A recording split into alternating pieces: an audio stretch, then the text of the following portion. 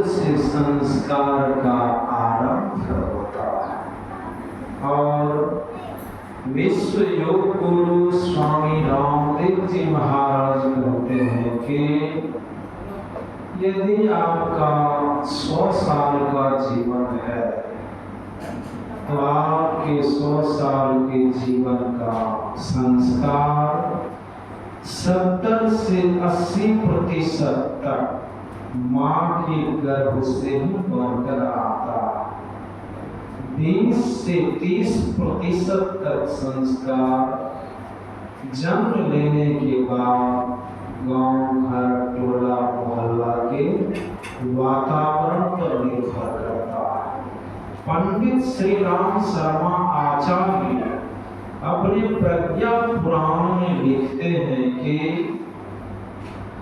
माँ के गर्भ में बच्चा जितना पढ़ता है उतना जन्म लेने के बाद नहीं पढ़ता है। माँ के गर्भ से जन्म लेने के बाद 7 साल तक बच्चा जितना पढ़ता है उतना 7 साल के बाद नहीं पढ़ता है।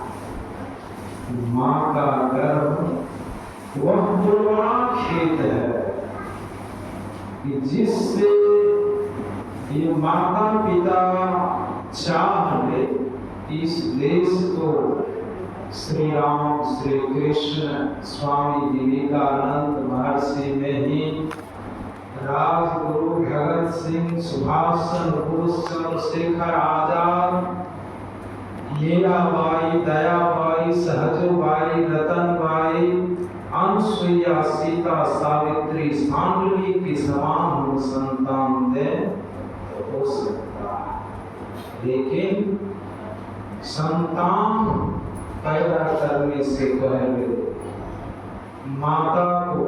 माता की योग्यता प्राप्त करनी पड़ेगी और पिता की योग्यता प्राप्त करनी पड़ेगी। भगवान श्री राम जैसे पुत्र यदि चाहते हैं तो पिताजी को महाराज दशरथ के समान होना होगा और माता को कौशल्या के समान होना होगा। भगवान श्री कृष्ण के जैसे पुत्र चाहते हैं तो पिताजी को महाराज वासुदेव के समान और माता को देवकी के समान होना होगा, तब ऐसे महान सुपुत्रों की प्राप्ति हो। कहने सुनने का अंत नहीं है, यहीं पर मैं विराम लेता और